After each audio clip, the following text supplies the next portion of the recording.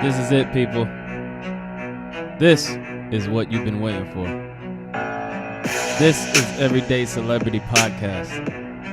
The podcast for everyday people with everyday problems, trying to find everyday solutions to accomplish everyday goals. Let's start the show.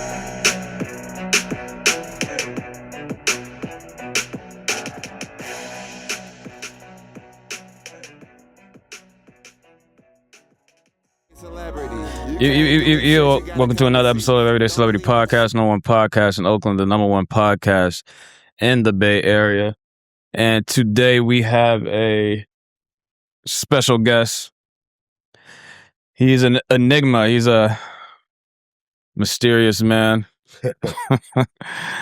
And he decided to come and talk about his life and why the world should know about him. I want to know more about him. So here he is. Welcome to the podcast, Scott Spencer. What's up, man? How you doing? I'm great. How are you? I'm good. How was your day? Yeah, it was good. Slept a little bit. Yeah? Made some breakfast. And went back to bed. Made some lunch. Went back to bed, and I'm here. Okay. Yeah, we were supposed to do this yesterday, but man, I went out and then pulled it all-nighter, and it was fucking crazy. Then when I called you, I was in Dolores Park, like damn near passed out. So I was like, Dolores Park, man, that's my childhood little park. That's where we used to go buy marijuana from the Mexicans. Mm-hmm. Dolores Park. They'd hide it in the palm trees there. One time we went there, got some, and the police raided the park, and it was, the whole park's like 1 block square. Yeah. And here's all the police coming like this, and we're leaving with our weed going like that. Damn. They used to hide it in the palm trees? And like the little cut off parts of the palm trees, they have their little bags. And so you give them their little money, and they tell you what palm tree and what side of the palm tree, and then they give you like the little thumbs up. Damn, very militant, I see. Yeah. I mean, it was still like that, but obviously them niggas ain't hiding in the palm trees no more. And you can buy more than weed. Yep. I mean, shit, you can go to the grocery store and buy weed now. This is amazing. So you grew up in San Francisco? I sure did, yeah. I did. How was that like for you? I grew up as one of those so-called Gen X kids where we drank out the water hose and were kicked out of the house, as soon as the sun came up and told to be better be back when the street light come on. So, yeah. It was adventurous. My parents probably started letting us be really independent around the age of 7. So basically we were just outside feral that whole time. So you was running the streets? Yeah, running, biking, busing, How different was it back then to San Francisco now? Well, I've been out of San Francisco for quite some time now, so I've seen, quite a lot of development. Definitely the neighborhoods have changed. There used to be projects there. There used to be, delineated neighborhoods. There used to be, active ethnic neighborhoods, and that's it's been gentrified. It's changed a lot. Do you think that was a good thing? The gentrification? It's a complicated question. I think if people have a fair place to live, a fair, clean, safe place to live, there's a market out there that it's supply and demand, and people, things will change. I think to artificially keep something one way can be detrimental to everybody. And that's probably more of a conservative viewpoint than I care to adhere to on any level. I want to say, fuck gentrification and fuck people coming in and taking other people's housing, but I don't know of many situations where people are actually coming in there with a bulldozer, or people who don't want to move and like saying this is ours now. So people make choices on a micro level that can be good for a family because they got to sell a home and move someplace where they wanted to go, or move someplace where they needed to be, and somebody else got to take that housing because it was in demand and they wanted it. If you talked about something like forced vacation, that's different. I don't think that's what's happening. Did you guys own your house when you were growing up there, or were you like in a apartment building or something? No, we owned a home. Mm. And my parents actually still own that home and still live there. Okay. To this day.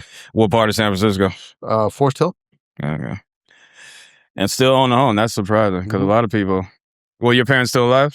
Yeah. Mm-hmm. Okay. 96 and 85. Damn. Yeah. That's probably why they still own it. Because I mean, if it's passed down the yard, what do y'all plan on doing with it? Sell it. I mean, realistically, we'd probably sell it. My sister lives in Seattle, and I'm here in Oakland, and See, that's what's wrong with black people now. So once they get houses, they want the quick dollar. Oh, this house, they find out the house is worth like a couple million, and then they sell it. But these Filipinos and like Chinese people, that's why they own all those houses down there, because they keep their shit when it's passed down from generation to generation. Yeah, I mean, I think my sister and I want to keep the house, and my parents are like, no, you have to sell it. So, and I think they've been pretty wise with their money and pretty wise with their financial decisions. I think, again, this goes back to maybe your question about, gentrification. And, each individual family on would I agree with your statement that as African Americans, we don't do a good job in keeping our wealth and tend to look for a quicker dollar? Sure. In this situation, the valuation of the home is such that it would be, my sister and I would be in a difficult financial position to buy either one of each other out, which would force us to be in business together. And my parents were making a social decision based upon the dynamics of the family to keep the family intact versus people fighting over a piece of real estate. Imagine you're trying to rent it and then somebody needs some money and the other person's not in agreement and blah, blah, blah, blah, blah. So it can cause problems when one person, when the asset is worth more than either one could buy the other person out for. Yeah, that's how. Because when my dad died, there were 6 of us, and he didn't even leave a will. So his property went through probate and had to go through sales and split between everybody. So yeah, it's great. So everyone out there, like if you die, leave a will. You know what I'm saying? That's very important. Yeah. Growing up, how was your family dynamic? Family was cool, typical 3 kids, mom and dad, again, I mentioned they're still married, still living my childhood home today. So I had a pretty Brady Bunch, pretty Cosby-ish, pretty normal, or at least what we in the society like to call normal. I don't think it is normal anymore, but, come home from school, mom's there, cooks dinner, stop bothering me in the kitchen, dinner will be ready at 7. We sat down as a family every night, bedtimes, get your butt up in the morning, get your ass to school. Was she a stay-at-home mom?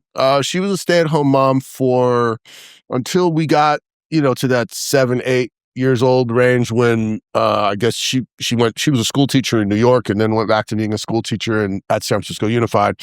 So yeah, it was she was a stay-at-home mom until she didn't need to be, I guess. Now you told me that did you tell me you were adopted?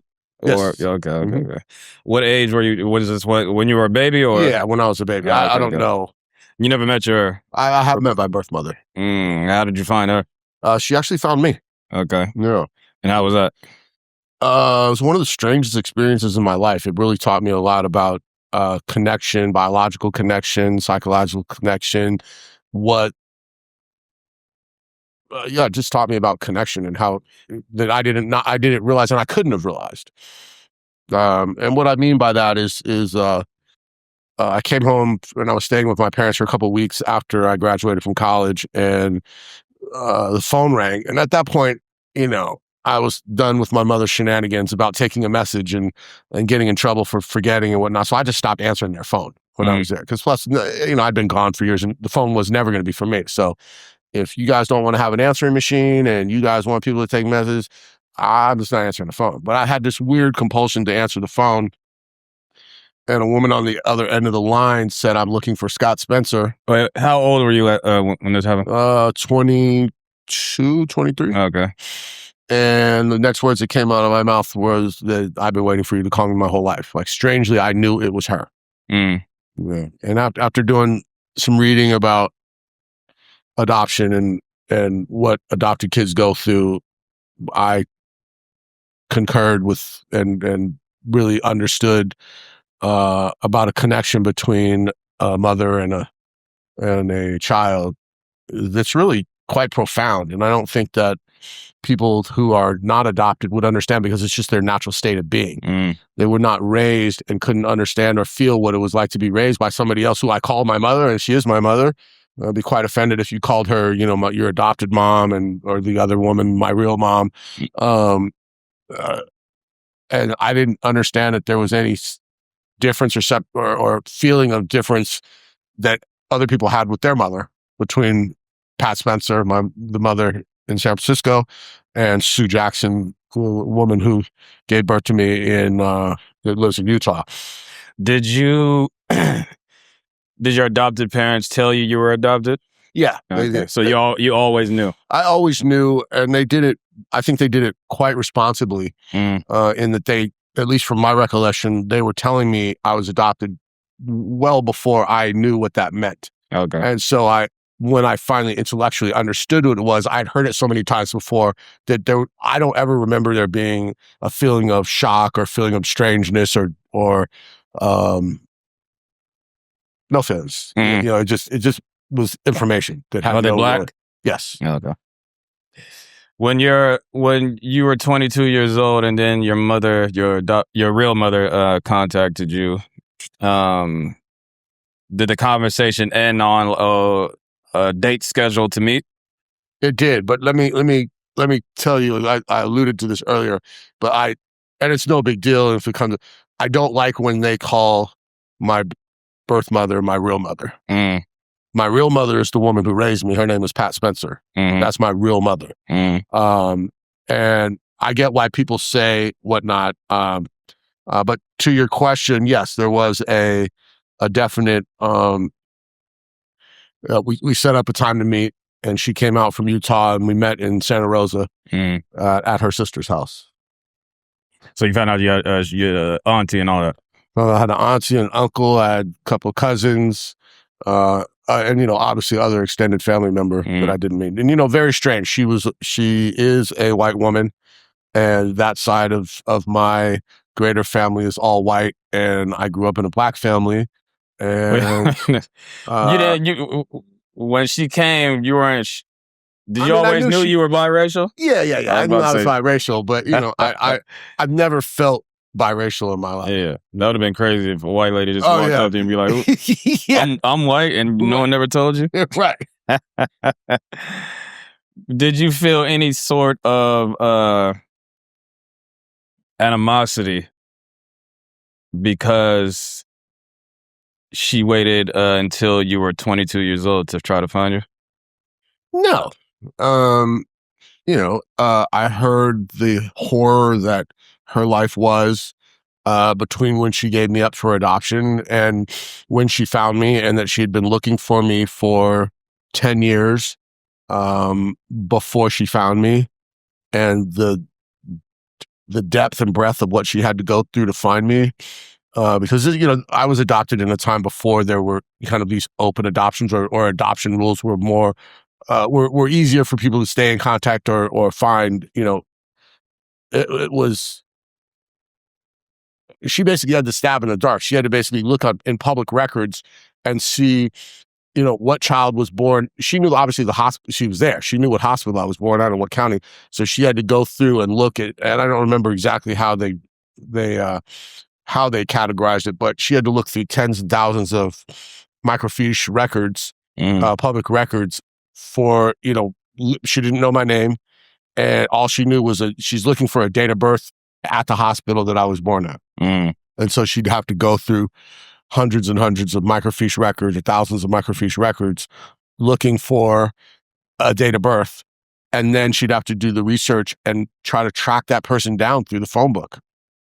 And supposing where I live, who knows? I could have been adopted and then taken out of state, taken out of country, whatever. And so she just had to find a name and then start looking in the phone book and calling. She said she spent 10 years doing that.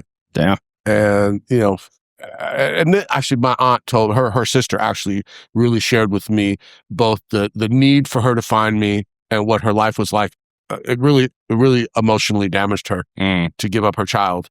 And she was forced to. Yeah. Pretty much. She was forced to because clearly she had sex with a black man, got pregnant when she was 13. And, here I am. So. Did you ask about the father? That, I know I've asked and I'm curious because I'm interested to know, do I have any siblings running around here, younger siblings? I think he was 14 at the time. And so clearly she never had any other kids, but there is the possibility that I have some siblings running around here in the Bay Area. Probably people that I know and have met and don't know I'm related to. She didn't have like his contact or anything? She did, but I think, that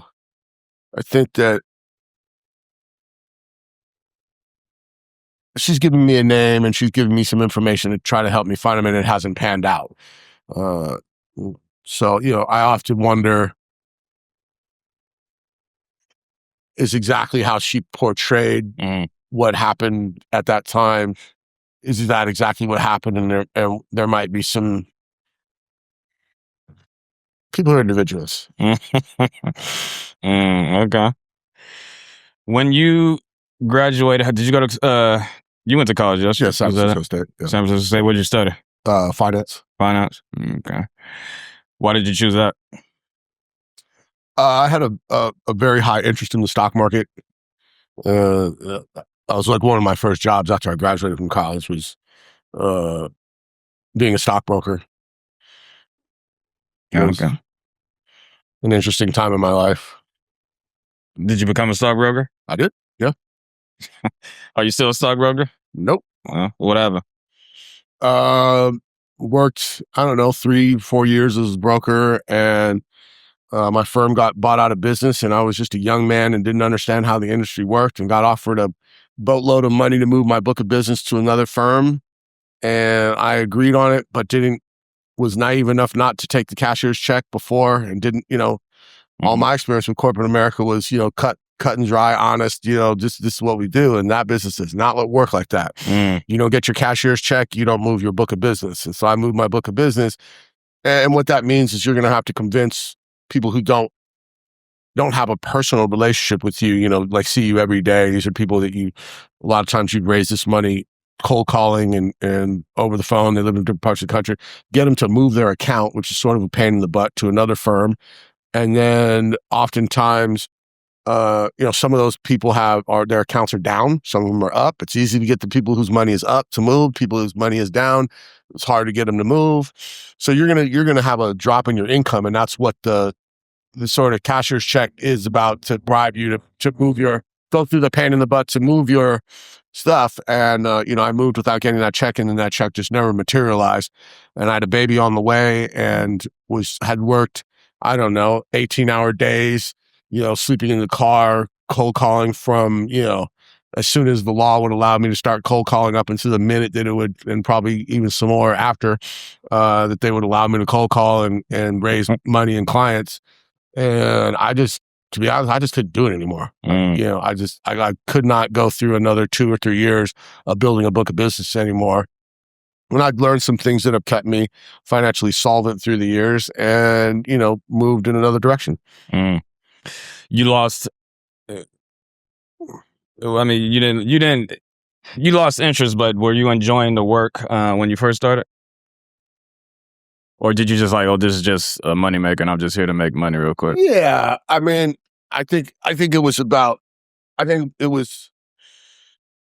a lot of things when you're a young man, you're doing things, you have no idea what you really love. It's just not possible. You haven't experienced enough. But you do know that money can buy you the things that you will make you, happy is not the right word, but satiated for a little while. Mm-hmm. So that's what. And at that time, that particular career was like doctor, lawyer, stockbroker. Mm-hmm. You know, it had some prestige. You know, I think a lot of the prestige came from the type of money you could make from it, and I did experience that. Mm. Yeah. When people think of that job or that career, they think of, they see movies like The Wolf of Wall Street.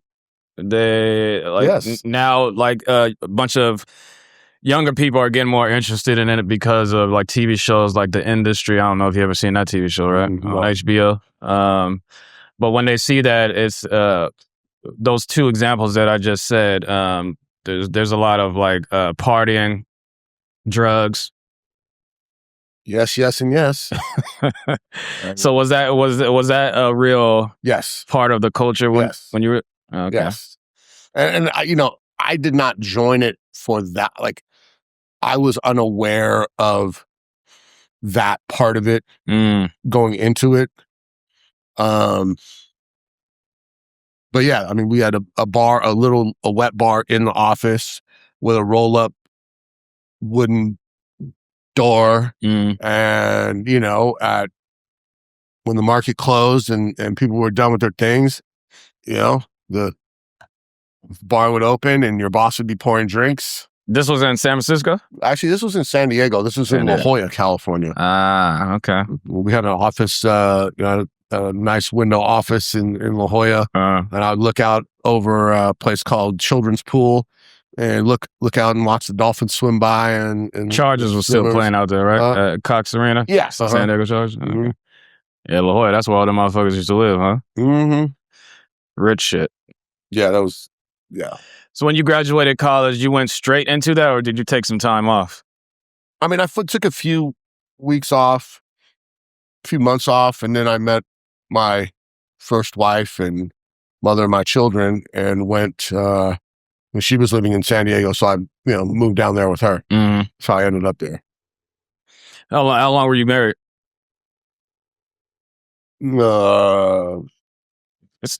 I don't know, 13, 14 years. Damn. You only been married once? I've been married twice. Twice? Okay. What happened at the first marriage? We grew up. Just grew apart? I wouldn't say we grew apart. I still love the woman, you know, for being the mother of my kids and for us raising some really dope kids. Mm-hmm. Yeah, she's a fantastic woman. She's remarried. She lives in South Carolina. You know, we talk every couple of months. Your kids, how old are your kids? My daughter's 25, my son's 28. Okay. And then you got married again. Why did you choose to get that first marriage didn't? This is where you're about to get me in trouble. That first marriage didn't scare you off? I mean, yeah. I mean, of course it did. You know, of course it did. I got remarried because I love the woman that I got remarried to. I didn't really particularly feel like there was a reason to get remarried. We weren't having kids, but she had never been married, and it was very important to her. And I knew I wasn't going anywhere, so all right, well, come on, let's get married. And then you got divorced to her? We did, yeah. Although we're still friends, we still talk, we're still, you know, still. Are you the type that's married and still think he's a bachelor? Are you still staying out late at night and shit? Yeah, absolutely. Yeah, I never really thought about it like as labeling that as bachelor, but you know, during my, you know, I had grown kids when I got married on a second, and you know, I told my second wife before we got married, I said, look, I don't want to hear when we get married that the husband doesn't do this and the husband doesn't do that. I'm going to do what I'm going to do, you know? And I did. And, you know. Well, it's good that you that you take accountability. Yeah, would you get married again? When? I said, would you? If she was rich.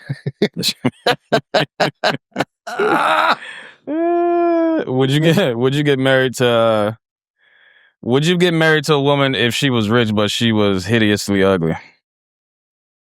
Why would you ask me that? No. No? No. But she's rich. I don't care. If she was a billionaire. No. And just sharing her money with you like a mother. Like, yeah, you have access to all the accounts and everything.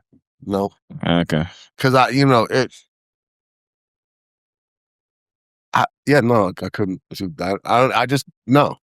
I've never dated an ugly woman in my life. It's not. You fucked some ugly woman in your life. I know that. I mean, maybe one. How old are you?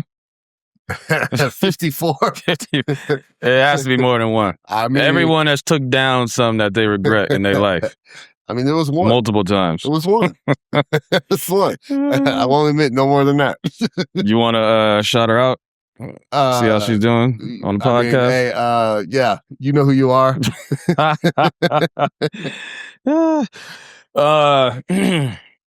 At this point in your life, what do you when you decide to interact with a woman? What do you look for? Because when I was young, it was just all about looks, and now it's about like what is more about what she has. Like money, career-wise, like does she have a house, her own car? I don't care about that kind of stuff. I've always been a cat who's I've never profited off of one. I've never tried to use a woman as a crutch or a come up or anything like that. I mean, at this point, I just want a grown up who will leave me alone. Just it sounds like you just want to fuck, buddy. A bitch to come around and give you some pussy real quick and then leave. Nah. Just don't cause grief in my life. Like I am who I am. I am grown. You're grown. Like, why are you worried about how I parked my car in front of the house and what the lawn looks like and how come you ain't throwing that dried piece of cheese in the refrigerator away? Would you shut up? You know what I'm saying? Like, worried about everything from Thursday to Sunday. Relax, okay? Look at you. You're all stressed out over what? What did the dry piece of cheese do to you? Are you single now? No, I'm not. Okay.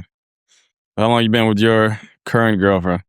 I mean, I've been with her on and off forever because she's actually, the ex-wife. So we see each other from time to time, and there's more time now than there was in the past. So.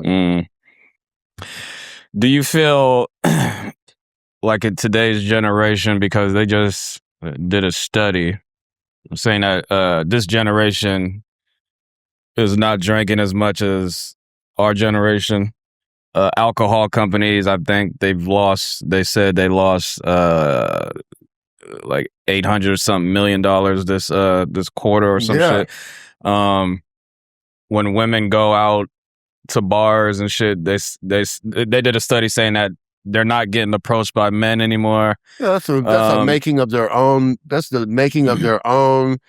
What was that movement that happened back a few years ago when everybody got in trouble? Yeah, that's a making of the Me Too movement. Too bad for y'all, ladies. You can't have it both ways. Sorry.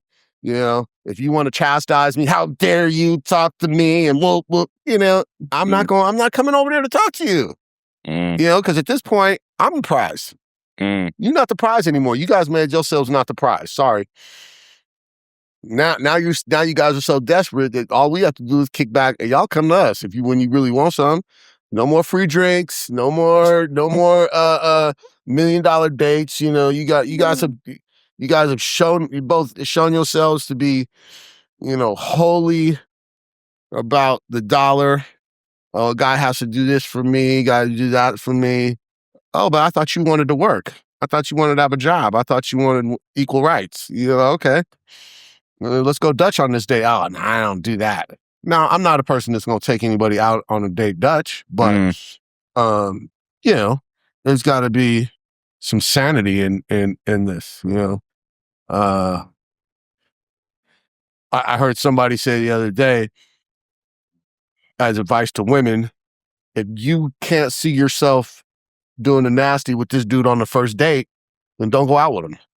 Because basically you're just taking advantage of him. Because basically, if you didn't find him sexually attractive, then you had no interest in him anyway, other than his money, which is then just disingenuous. Yeah. So what you gonna do?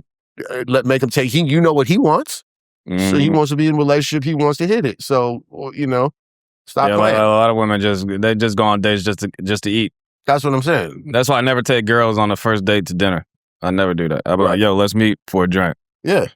And after that one drink, you know. Yeah, because either she won't answer your phone call again, or at that date had a list of demands on what what she wants. There was a woman that's going viral currently about. She said that in order for a man to date her, has to, I think she said, spend or make. Give her like $50K a month or something like that. And she was like, he has to pay all my bills because if you want me to date you, I'm not going to work. So you're going to have to pay all my bills. And then on top of paying all my bills, you still have to give me more money because you can just leave and I don't work. So you have to give me more, double of what my bills cost. And I think she said it came up to like $50K or $70K. Is she fine as hell? I mean, she's fine. Okay. But nigga still. I mean, I'm going to say the same thing. How do you feel about, and that's a lot of women are, with that mindset, like you have to make certain amount of money, you have to give me a certain amount of money. How do you feel about that? Well, I feel like this is probably, we'll go back to gentrification. I feel like certain people can afford certain properties. Unfortunately, if you want to turn yourself into a property, because I own you then. If I pay for you, I own you. So, bitch, if that's what you really want to do, then cool. I'm cool with it. The women that I deal with don't even part their lips to with no mess like that. We're going to build something together. That's what I'm interested in. I'm not interested in a liability. I'm interested in a partnership. And, all of the women that I've ever dated have been fine as hell and probably could have got away with saying some shit like that. But they didn't because they were raised right and they know their value and their value doesn't become as a whore. Let me say it right. Whore. I don't need that type of energy around. And in the end, girl, looks fade. Yeah. You got 20 more years of looking like that. And then what? Yeah, I mean, now if you're fine with having that understanding that same man in 15, 20 years is going to go buy the next product, the tomato that hasn't got a lot of sunspots on it, banana with sugar spots, you know what I mean?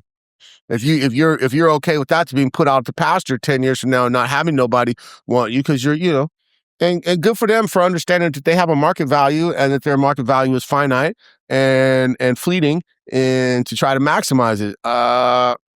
And I can't knock them for that because some asshole is fucking up the market and actually does pay that shit. So it just ain't gonna be me.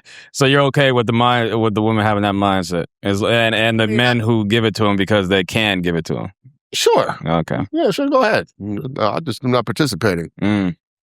So one thing that I didn't say in the introduction is you produce, correct, music?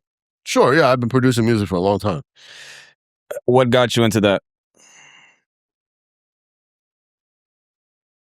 A long time ago, I wanted to make money, and so I hobbled my little pennies together and started a recording studio.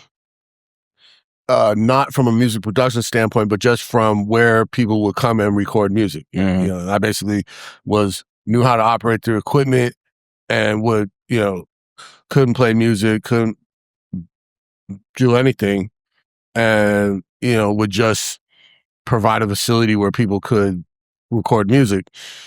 And with all things, the more you're around it, the more you practice, the more you do, the better you get. And I just, I ran that studio for a lot of years and then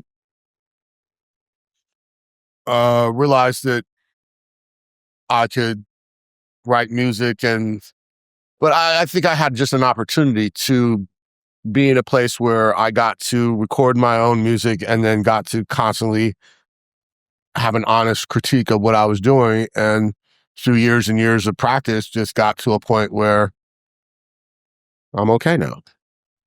So you're doing it as basically like a hobby. You're not trying to do it as like, oh, I'm going to quit my, I don't know if you have a 9 to 5, but I'm going to quit my 9 to 5 and focus on this. Try to make it a career. I mean, look, everybody who does, I think, anything in the back, I think they're being disingenuous if they don't say that the thing that they love to do, that they wouldn't want to make it a career. Am I ever going to stop making music? No. Am I ever going to stop owning a recording studio? No. Am I ever going to? No, I'm not, am I ever going to make money? I don't do this. I don't do it for money per se. Now, when people approach me about projects that pay, do I charge market rate and make money? Yeah, I do. Have you ever used your studio as a way to get some pussy? Have you ever invited a lady to the studio and said, yeah, we can work on this? And then when she got there, you was like, no, try to get it. I've never been on the other side of the Me Too movement. But I've never had to be. It was very, I've always known that I had a green light when I had a green light. I've never tried to deceive anybody to get some pussy. Never. This is not me. I don't know why. I don't have to. So I want to answer that question carefully, because what I have you done, stuttering and shit, man. Come on, I mean, let me be perfectly honest. What I have done, this ain't a court of law, is for my own. It's for my own practice. Sometimes my friends will, I will be out someplace and my friends will be like, oh yeah, Scotty makes dope music, blah blah blah blah, and they'll say, oh really? And so just to kind of quash the conversation and to then, get a little bit of ego stroking, I'll say, okay, look, give me 3 words and I'll deliver a song to you tomorrow. Because I figure she ain't coming home with me tonight.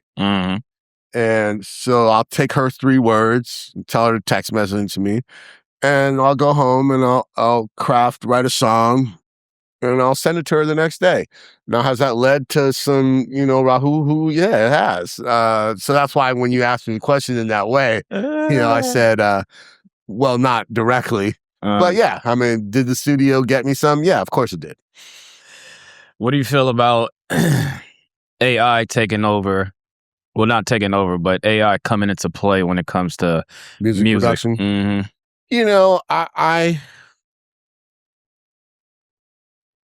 I think it's changing the game again. I've seen the music industry go from, especially on the technology side, where it used to be you have a reel-to-reel, a tape, you'd have to lay things. Yeah, do your take, play your guitar track, play your keyboard track, do your track. Punching in was more difficult. Editing was more difficult. Then we moved to, digital tapes, ADAT and the like. And we moved to, onboard computing, where everything's done in the box. And now we're seeing the evolution into AI. I am experimenting right now in how I'm using AI in my workflow. I mean, the reality is, if I want to continue in music, this is like, you cannot put it in the box, back in the box. Pandora's box has been opened. So I think the way I feel about it now is artificial intelligence is it's just another tool for what's in my head and getting it out of my head. Do you think artists have the right to be like, this is bad? Because I mean, like there's record labels that are actually signing AI like artists now. Sure. And like these music artists are like, okay, well, they can just go online and be like, make me a song about love, and then boom, the song is out, even with a fake voice. Yeah. So you just think it's just a sign of the times. Times are changing, and everyone has to just get on the bus. I mean, look, you can walk if you want to. The bus comes, Mm-hmm. You don't have to get on it. But the bus, there's a new bus system. Mm. And the bus is not going away.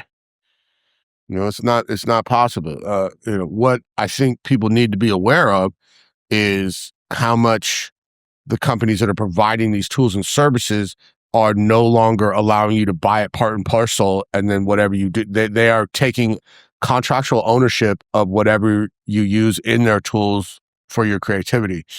Oftentimes, the way I'm using AI in my music production is as an idea manufacturer.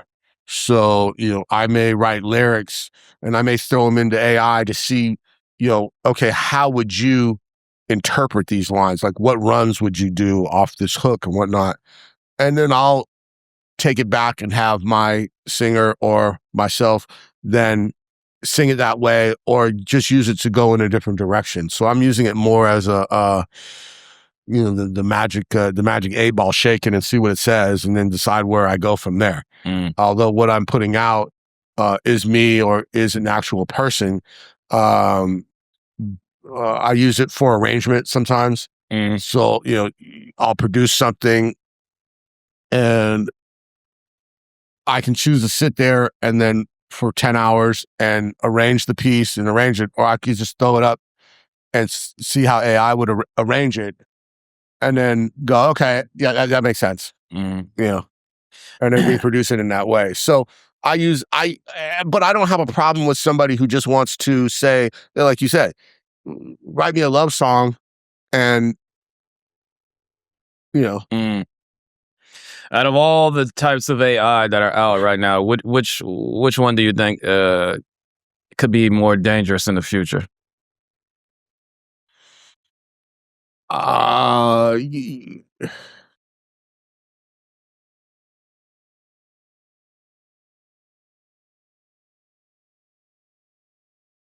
think GAI is going to be the most dangerous, general artificial intelligence. So when they transition from the spot artificial intelligence that are good at one particular thing, when you have what the Googles and the big tech companies of the world are working on now, I think it could have forget music, it can have a profound effect on humanity, period.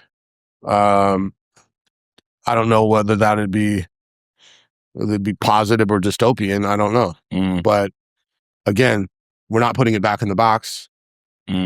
So either get ahead of it or sit back and ignore it. Yeah, I think those whatever controls like driverless cars and all that shit. I think because someone can hack into whatever system that controls that and then just create chaos on the street. Yeah. That and those deep fake videos. You know what deep fakes of course are? Yeah. It's like why I'm filming you right now. Because if you fuck with me on this podcast, I'm finna do a deep fake of you with an ugly billionaire broad doing strange things to you. Gotcha. Are you a religious man? No, I'm not. What are your views on the current state of the world, like all these wars starting? Do you think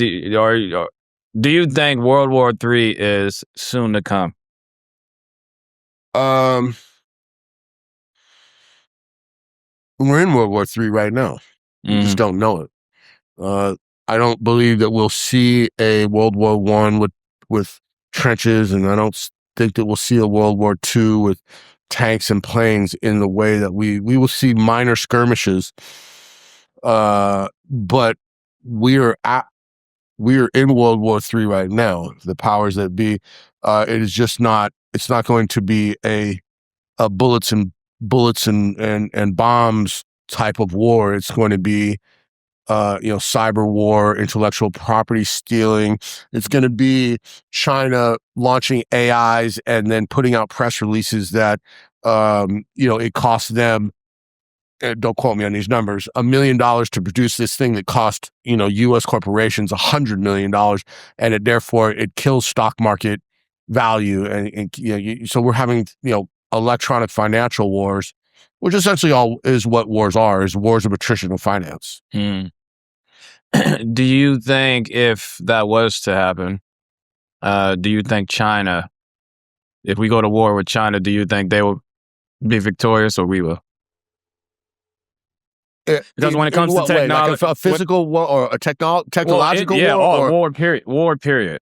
If it was us versus China, however way you want to fight the war, whether it's physical or AI. I'm biased, Well, be a realist. Don't be biased. Well, like I said, we're going to win. Okay. Because I'm here. Okay. So, because you got Scott on the side of America, you gonna be on the front lines? No, I'm not. No, that would be the last places I would be. Even though China is like the leader in like technology, have you seen these motherfuckers with the drones robots and all that? The drones and the robots doing flips and kicks. Right. Those robots are gonna be out there fighting, not them. Mm-hmm. I think what makes America special is that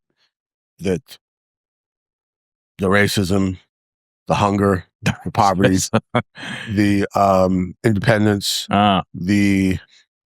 it makes us an innovator unlike any other place in the world. The racism makes America special. Sure. Okay. Everything that is America makes us special. Mm-hmm. And you got to take the good with the bad. Mm-hmm. And in the end, there's a reason why they steal our intellectual property. They're not a bunch of folks in China who are, the infrastructure is not there for them, for the next Google to arise out of the ashes. It is here.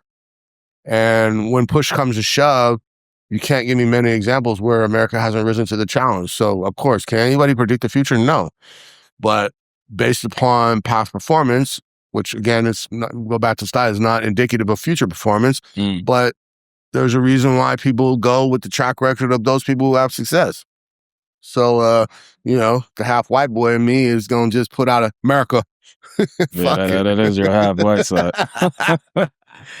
Half white, and then you got a Black Panther on the other half. That's crazy. It is. And I really have I really have that Black Panther on running in me strongly because I experienced so much, real deep seated racism in my upbringing from both sides of the spectrum, both from the Black community and from the white community. You weren't one of those kids who were like, because when you talk to a lot of interracial people, they're like, I was confused when I was young. I didn't know to be fully Black or to be fully white. No, I wasn't confused at all. Both my parents are Black, and again, I don't consider myself mixed. When pointed out, I do have to go, okay, yeah. But I'm biologically mixed, not socially. Yeah. I mean, the world sees you as a Black man. The world sees me as a Black man. Black community sees me oftentimes as mixed. But, how I live and feel inside, it's 100%. Give me an example of a time or a situation where you had to catch yourself and like, damn, that's the white in me. Like, were you cooking at one time and then you were making some potato salad and then what, the motherfucker put raisins in it or some shit? You threw the raisins in there and then you had to stop and catch yourself and be like, fuck. That's the white in me. No, I think what it really comes down to, and this is again, I think where our community will sometimes get stuck, is that I was raised a certain way. My dad was a physician. I was not raised in poverty. I was raised by parents that were highly educated, that had standards. And I think those are the things in me that sects of our community label as white, but they're not. These things are not exclusively black or white. Exactly. It's like someone saying, "Oh, you're talking white or you're talking black." No, you're just talking proper English. I'm speaking proper English, and that doesn't make me white. That is not white.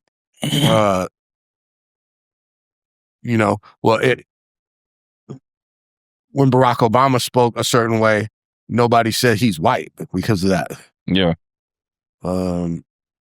These are the things that made me who I am in terms of being, I often wonder if I was biologically black 100%, what would people say about me if I spoke proper English? What would they say about me if I use words that maybe they don't know? I'm sorry I read books. I'm sorry that I conversate with people that are intelligent, where I want to just say things other than motherfucker. Now, I run with the best of them with motherfuckers in the whole, but sometimes I have thoughts and opinions that just doesn't properly apply to. Black History just ended. It's always Black History. I don't even know why, they give us the shortest fucking month. Bastards. Yeah. and all history is Black History. Name me a person, a black person in history that you admire the most. My father. Okay. And why is that? One of the foremost endocrinologists and humble men and scientists that there are in the world. He graduated from Harvard Medical School in 1956. And he instilled in me what it is to be black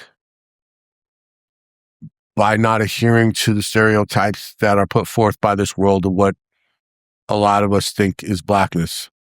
And he taught me a love for education and a love for knowledge, a love for truth, and a way to decipher what is true and not true and understand people's motivations. And yeah. Give me another one.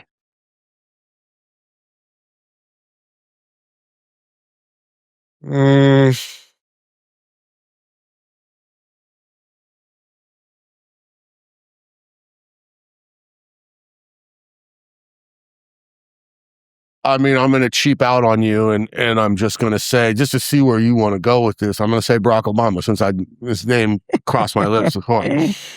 I don't want to throw people out as tropes, and I don't want to get so specific with somebody obscure that we're going to go down some line of questioning. I think every person that stood in black skin has been important to this movement.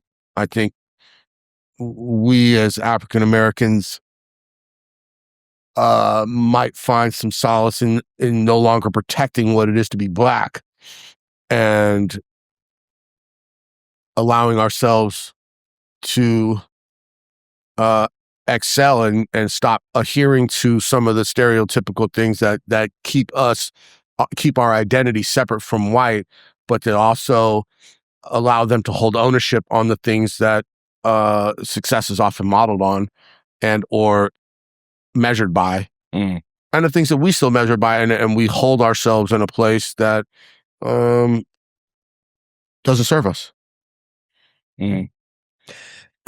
How do you measure success? What does success mean to you?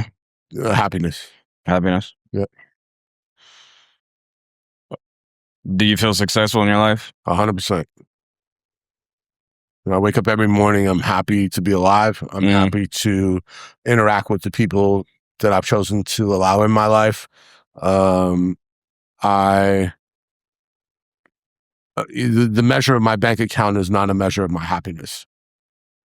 Although paradoxically, when my bank account is full, I am fucking happier. But it's not what defines me. And I guess that goes back to, would I mess with the ugly billionaire girl? No. Do I have a problem with the girl who wants to, say you got to pay me $50,000 a month. No, I don't, whatever floats your boat, go ahead. And one should not, don't knock my life unless you're prepared to have your life locked, your life knocked. Going back to what's going on in the world, the U.S. just bombed Iran, and a lot of people believe that the United States puts themselves in other countries' business. 100%. We shouldn't do it. Okay. So that was my question. Do you feel like we should just leave countries alone? If a country is a Muslim country and they want to go by the strict Muslim laws, that's none of our business. Yes, none of our business. Okay. And in fact, not in fact, just like in the end, we're going to lose that battle. Who we have become, the narrative that they teach us in American history class in high school, and I used to not call it this, but let me just be straight, the propaganda that is pumped to us. I don't think there's any one ringleader behind it, but how we like to portray ourselves in and around information that comes out about these different issues. It's like, how long do you think a country that the world supports through finance, all these trillions and trillions of dollars of debt that this country is in, essentially it's other countries that pay for our military and pay for us to decide what is proper to be happening in the world. There are different forms of government. There are different forms of social structure. And who am I, or who is America, to say that any of these are right or wrong? Now, do I believe that killing people en masse and having genocides is correct? No. Do I believe that at this day and age, invading other countries is wrong? Yes. Do I believe that these things will never end until we have two things happen in this world that will end all of these sort of puppet governments, bad regimes, including America? And that is freedom of movement, so freedom of borders. So forget the wall. If you want to come or go, me as an American, I can go to any place in the world and I'm allowed to work. So I'm allowed to take my working capital anywhere I want. And I'm allowed to take my financial capital anywhere. So the freedom of the movement of money, taxes, and the movement of immigration of people. So if you have a bad government in Iran, everybody can just leave. They don't like their government, and the government won't change, and the government has used guns and whatnot to keep them under control. They can just leave. And I believe that this thought was accredited to Angela Davis, I believe, where true social change will only come with the commitment that there's freedom of movement. Because again, a government cannot. I mean, look at Venezuela. When things were not moving, people were getting out of there. If somebody comes to power who's not governing correctly, and their people leave, what do they have? Nothing. So if you allow that, it will allow for people to protect themselves, because they can get up and leave. And if they're allowed to work anywhere, it will also these trade imbalances and these funny things that we have with the exploitation of labor. If the labor could leave, where the highest labor rates are, the highest dollar value for labor would be lower, because people would be going there and reducing the labor rate. Why is it so difficult for some young people to start business in the United States? Well, because it costs hundreds of dollars to employ somebody. Yeah. And then in countries where it's extremely cheap labor, it's hard for me to go there because I can't bring my capital there, because there's capital controls and whatnot. I can't go there and start a business because I'm not from there. And so it's more difficult for me to take advantage of that labor. But, I think Africa is trying to do that by giving people free visas. Yeah. African Americans, they're like, yo, come over here. Mm-hmm. We'll give you a free visa, waive the fees and all that shit. Something that would cost like a couple $1,000s for you to get. They'll expedite it, and then you won't have to pay for it and shit, but you have to come and live. And I think they'll give you like dual citizenship or something. Yeah, I mean, I think some of those things are I think are important.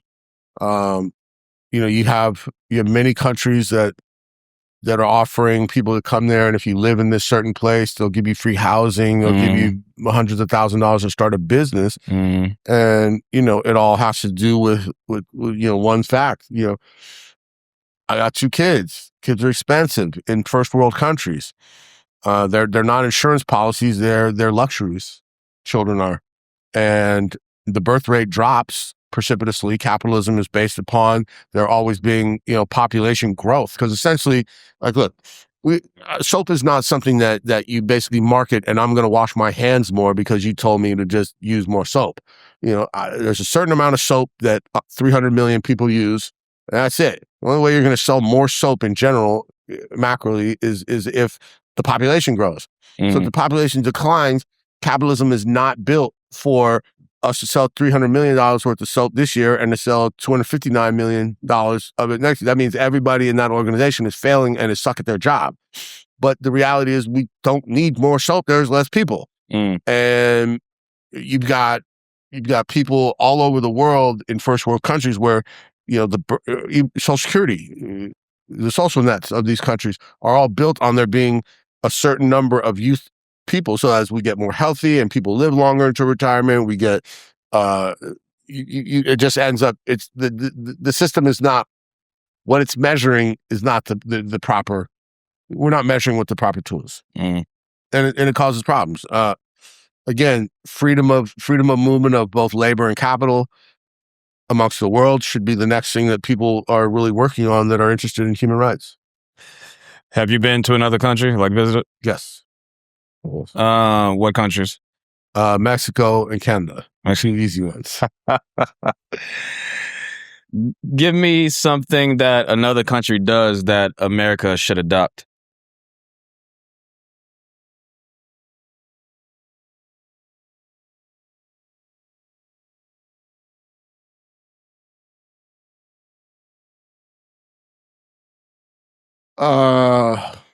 Universal healthcare. Well, that's easy. Everyone says that shit. Besides that, I'm gonna move on to the next human right: universal education. Okay. Do you think America in general is capable of offering free education to everyone? Yeah, absolutely. Yeah. I mean, essentially, look, if we have the largest military spending versus the next 7 largest, 7 times larger than the next 13 militaries below us combined, like, yeah, we can just not send 14 cruise missiles to wherever we just sent them, and that could pay for, every kid in California's education.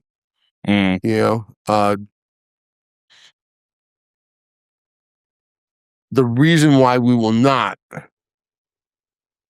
is that those that need to be educated, they're being, and the rest of us are being left uneducated so that we won't change the system.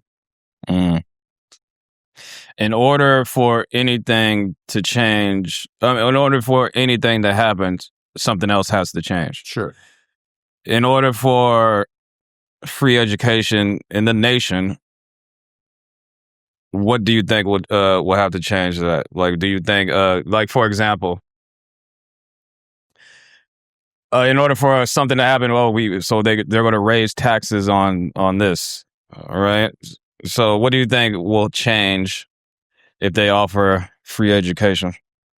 What do I think will change, or how do we get the change? How do we get to free education? No, let's say that it's changed. Let's say we get free education, but something, in order for them, because they're going to try to find a way to be like, we're giving you this money, so we're going to take it from here. All right, we're gonna tax bread now. So that extra money that we're taxing this bread, we're gonna pay for you to go to college. Well, I don't think that's the answer. I think that, because that argument would never win, because again, you would just go back to what we're having happen now, where half of our population, well, slightly less than half of our population, believes that anything that has to do with education is woke, and that there's something wrong with knowing numbers, or knowing facts, and knowing, causal relationships.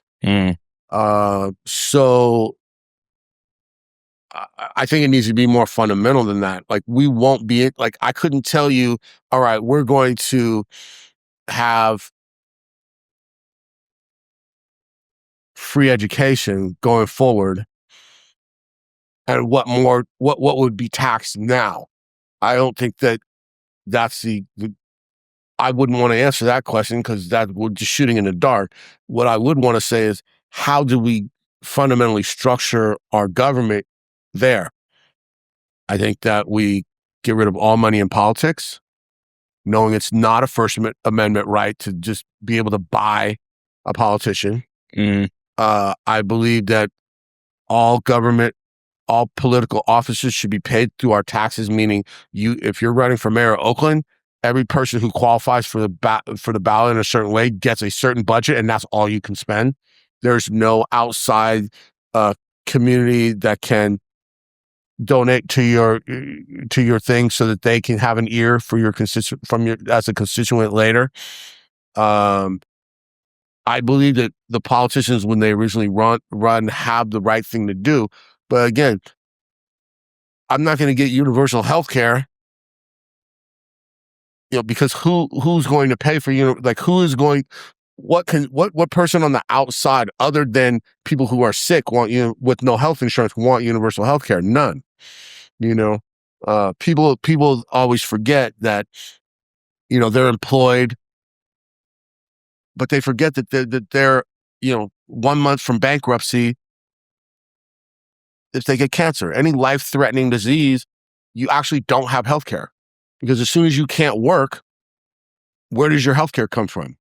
And God forbid, nobody ever shops or talks about healthcare prices, because it's paid for by somebody else. So you don't care how much, this hospital will charge me $5,000 to fix my broken arm, and this one's charging $50. If you happen to walk in the one that's $50, you don't give a rat's ass. And, to swing that back, it's the people who are the people that work in healthcare. They don't want universal healthcare, because you're a lower middle income earner. You're a medical biller. Universal healthcare, you don't have a job anymore. But again, part of the reason how to get healthcare cheaper is why is there a middleman in here?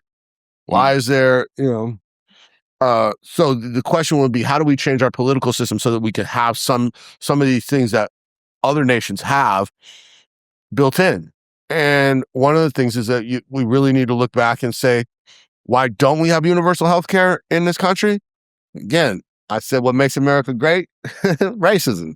We don't have universal health care in this country because, God forbid, Black people get free health care. We as white people would rather have to pay for our health care than to give Black people free health care, and us get free health care. So, until we can go back on many of the things in this country and deal with, it wasn't that long ago. It wasn't. We're talking, in my family, we're talking, I believe that my father's grandmother was born into slavery. So what this is like family traits, family traumas, these things are passed down, and that was, 5 generations ago? Yeah. That's yesterday. It's yesterday. There are cultural thought processes and cultural things that have been passed down to me. I just choose to look at them and use them for good and positivity. The trauma that I've had in my life, I've just decided, okay, that happened. I can either dwell on as a victim, or I could move on and say, how did that callous up my elbow? So now that I have the ability to move through this world, I got a stronger, I got a callus on my elbow. What do you think about the people who say that black people want to keep using the victim card and using racism for everything and basing everything off black and white, and saying, I couldn't get this job because I was black, or I get pulled over because I was black, or I couldn't get into college because I was black? At what point do you say,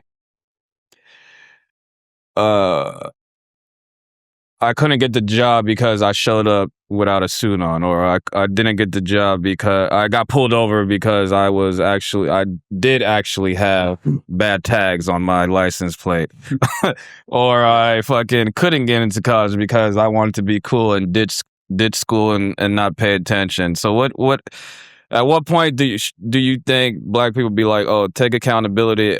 Or do you feel like it is good, not good, but they do have a point of saying, yeah, we are victims? Well, I've been on both sides of this fence myself, and the time for us to stop being victims was like yesterday. Are we victims? Yeah. Let's bring it back to getting pulled over. I used to get really upset about getting pulled over. I used to get pulled over a lot. And I'm not saying things have changed. I think part of it is that I'm older now. When I was in my 20s, I got pulled over a lot. And one thing that I have to realize is that,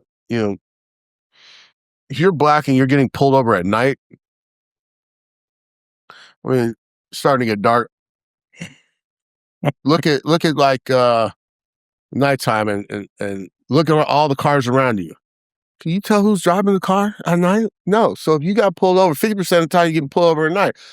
Officer didn't know if you were black, white, Chinese, whatever. He's just pulling you over for whatever reason he was. Now, have I also, a great story was maybe 15 years ago, I was working in Walnut Creek, and my bosses and my boss, his colleague, and my administrative assistant went to go get some sushi. We're downtown Walnut Creek, and we're going back. We're driving down Ignacio Valley Road, and I see a police officer pull to the side of the road, parked in a driveway. So his side is facing us, and we're going down the road. Oh, how fortuitous. So the guy's black too. Yeah, right. So all African-American men know the look from a police officer when we're going to get pulled over, like we see. And so the officer, I've seen the officer from, 100 feet away, and it's a certain look. And I tell everybody in the car is white. Tell everybody in the car, okay, we're about to get pulled over. Now, the cop is still, 60 feet in front of us, 40 feet in front of us, and we pass them. And see, they're like, Scott, why you always bring up the race car? Why do you think everything's always about race? And I said, okay, look, I'm just telling you. So the cop pulls out from the driveway and gets behind us. We're going down Nation Valley Road, and everybody in the car is like, oh my God, is this really happening? Is this really what happens to you black people? I'm like, yeah, absolutely. This is exactly what happens. And so he follows us for a while, and the white guys in the car, they're my boss. They're both my bosses. And so like they're talking to me in a different way. I think I can't explain it, but just let me say they're socially in the situation. They're very much looking out for me. Oh my God. So it follows for a little while, and then the cop pulls from behind us and like goes to spit. And she's like, see, you always bring up the race car. We're not getting pulled over. And the cop pulls up alongside of me, looks at me dead in my face, hits the brakes, pulls behind us, pulls us over. It only gets better from here because, just as an example to some white people of how this goes. He Officer walks to the car. Now, I'm not driving. I'm a passenger. My administrative assistant is driving, white lady. The windows are tinted on the back, so the cop can't see that there's two white boys in the back. We're all dressed in suits. And she rolls down the window, and the officer asks her, "Ma'am, do you know?" Now, what normally he says is, "Do you know why I pulled you over?" Now, do you think that's what he said? No. Mm-hmm. He asked, "Ma'am, are you okay?" Is a white bitch driving? Mm-hmm. Okay. And you're in the passenger seat? Mm-hmm. Okay. Like I'm kidnapping her, got a gun to her or something. And now the white boys in the back, my two bosses, are going nuts. Mm. And I'm like, you motherfuckers need to shut up because you're going to get me killed. You know what I mean? I don't know what, like, there's, and again, this is like when black people say white privilege and white people get, there's no such thing as white privilege. This is white privilege. Mm. You know, that you cats get to yell at the police and talk to the police any old kind of way. I can't do that. Mm. You know, I must bow down in a way that being a man feels. That's what I think is most infuriating about this particular small problem of being black, is just that, of having to capitulate and having to show subserviency to somebody else just because of the color of their skin. And so I'm feeling very uncomfortable. And so once it, kind of got out of control arguing, and the cop knew he was out about, he just let us go. Mm-hmm. But this is the thing that we have to go through all the time, and I don't tolerate it anymore. I've gotten a little older, and it's funny, when I go to the doctor or when I deal with police, they're all like kids. They're younger than me, like by significantly. Mm. And I'm just like it's just strange, dealing with people of authority that are in their 20s. Like, what the hell? Like, I don't trust a word. I know you used to shit on yourself. Mm. I know your mama. I believe she still has boo-boo under her fingernail from you. What do you think is the most corrupt system? We were talking about politics and the government and like the medical system. Which system do you think is the most corrupt?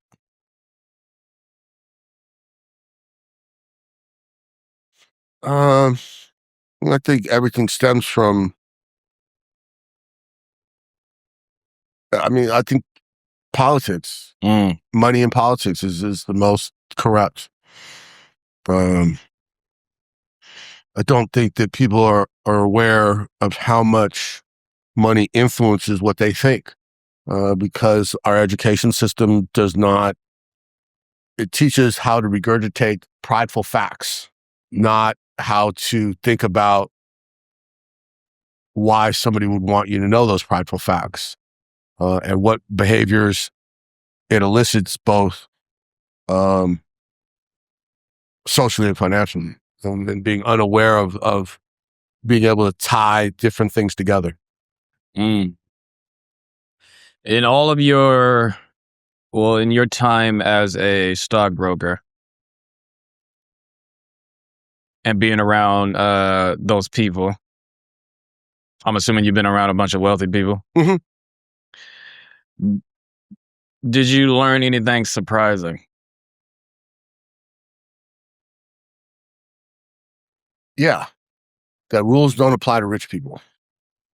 That for a few $100,000 extra a year, and I'll give you a good example, and why it's so dangerous, this income disparity. So my example is, for many years, I understood that for $2,000 a year, I could drive however the fuck I wanted. And what I mean by that is I can drive however the fuck I wanted, and 3 or 4 times a year, I'm going to get caught and pulled over for just driving insanely. Speeding, running stop signs, just doing, Yeah, you going seem down like one-way, a speeding motherfucker. yeah, going down one-way streets and all kinds of stuff. And so those tickets, I'm going to, the fines on those are going to be about $1,000. And because of those points on my driver's license, I'm going to pay about $1,000 extra a month for insurance. Mm. And it's the same way in everything. the more money you have in these situations, the police are doing investigations in the hood. The police are posted up doing things in the hood. The police are not in the Oakland Hills looking at what, the white kids from Skyline High School are doing.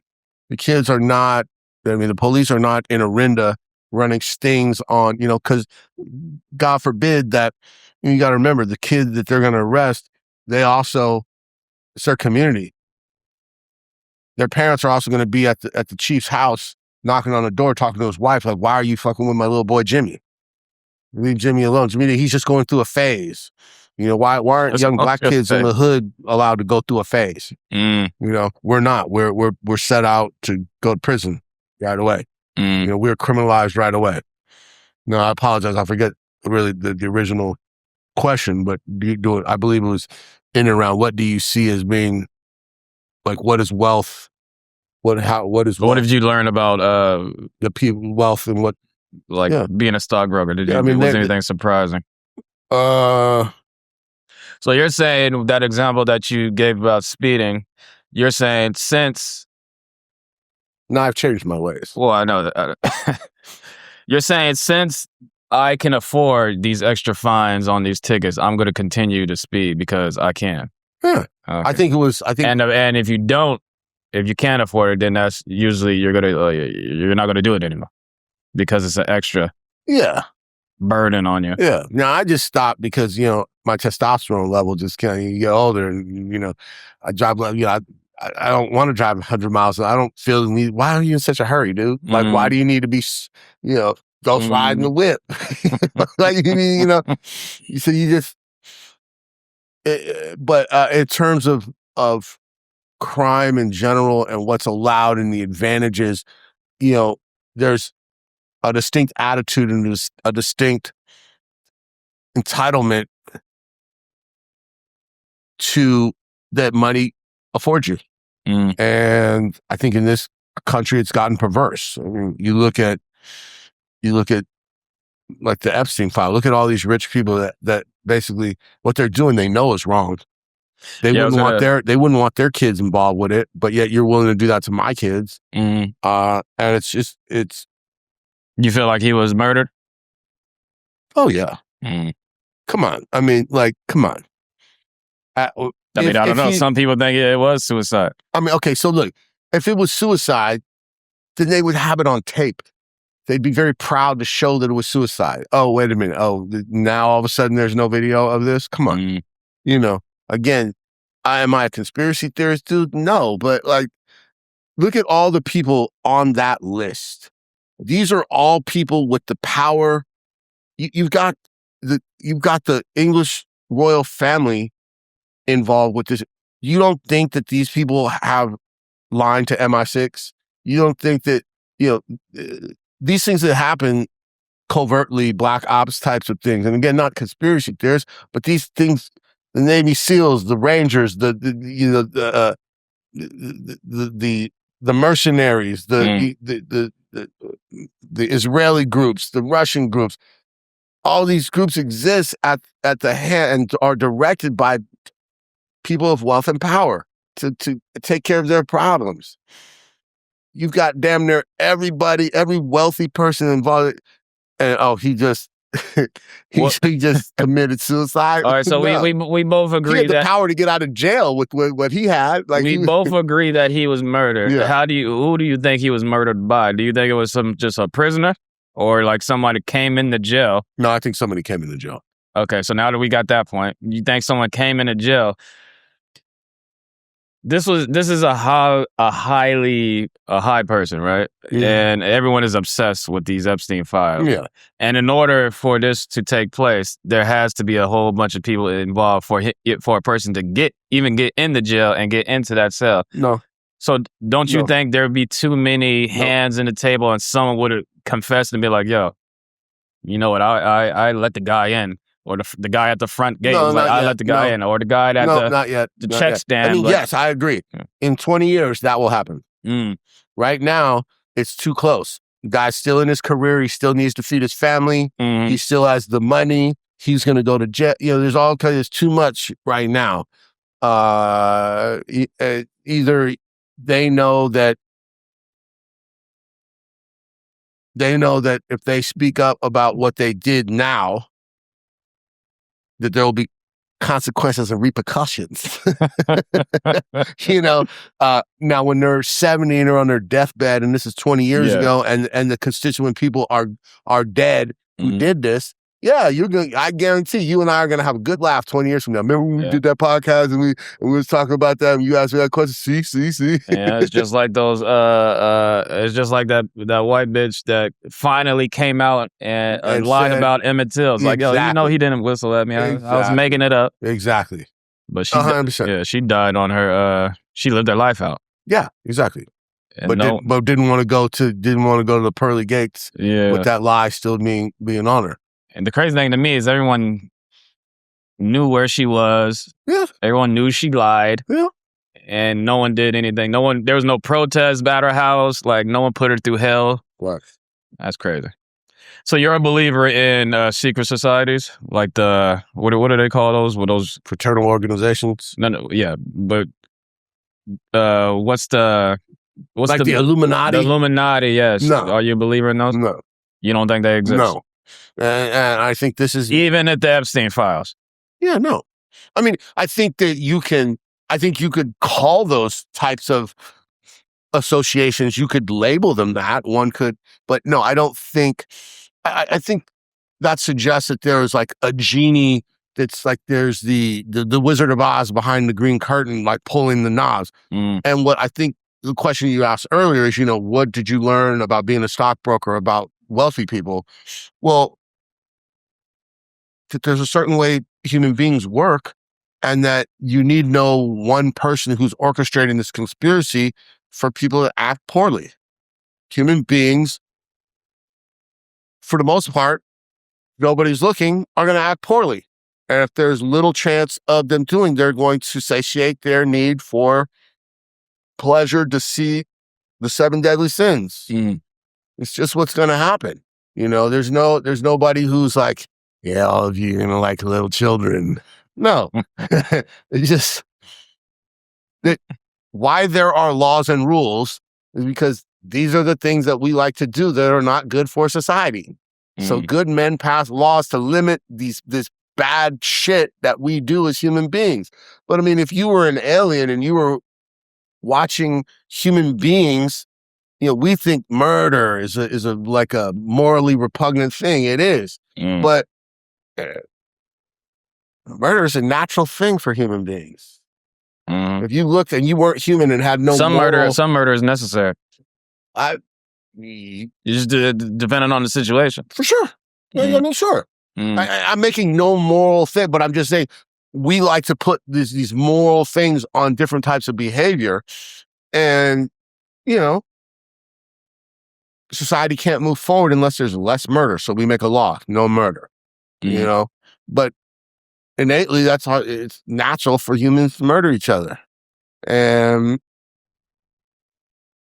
And I think even if murder was, going back to when you said laws, right, to prevent people from doing things, if there was even if they said, okay, well, you're a grown man and it's legal for you to fuck with a child, like sexually, right? I think the average human being will still be like, no, that's fucking disgusting.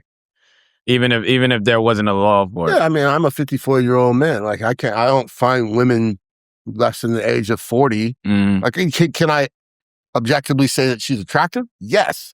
But I don't, for me, like, there's nothing attractive. It's gross. Like, I have a daughter that age. Like, what this gross?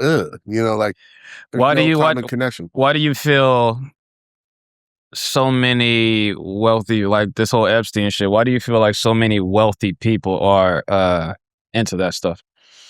Do you think it's because they are so wealthy? Yes. That they feel like, okay, I can just do anything? Yeah. Well, I think there is that. Or do you think it's a mental sickness? I think it's mental sickness to me. I mean, I would agree with you because I would agree under this pretense that wealth does not equal like social success. Like you can be rewarded with wealth where you're an idiot. You got no gain. You know, some of these men could never get an attractive woman, even with their money, even with, excuse me, they wouldn't know where to find that. We were talking earlier about would I date a woman who was a billionaire? I still don't believe that, but go ahead. They wouldn't, those people wouldn't know where to even get a girl. So these networks will allow them to find that. Just because you got money doesn't mean you're charming and good looking. Yeah, crazy, weird people out there. Mm-hmm. So I want to thank you for coming on the podcast. Thank you for having me. Talking about your life, getting different perspectives on views with you. Do you have anything that you want to promote? I know you're not really big on social media, right? No. Yeah, I'm not. Okay. So if anyone wanted to hear this and was like, oh, I need to get in contact with this guy, you'll just be like, yeah, send a pigeon, a bird, or some shit. I'll send Epstein. Give them your Instagram. Do you remember your Instagram handle? Jesus Christ. I think it's at Scotty, SCOTTYVIE, I believe is what it is. I'll tag it. Yeah. And email Scott Spencer 1914. That's Phi Beta Sigma, Boo Phi for everybody. At gmail.com. Yeah. Okay. And I'm sure you would pass along anybody who got at me through the site. But yeah. If you need music services, music production, if you need somebody good to talk to, I'm your man. Any last words? No, thanks for having me on, man. I really appreciate it. Being an everyday celebrity is pretty cool, man. Yeah, and I'm glad you had an opportunity to talk with me. This is Everyday Celebrity Podcast, and we are out. You. Celebrity to me, celebrate cause I'm me. You a star, you a star, you a star, believe. Reach like 2-3, 2 of the stars I'll see. Everyday celebrity, I pray to God it's me. Every night that I pray a lot for my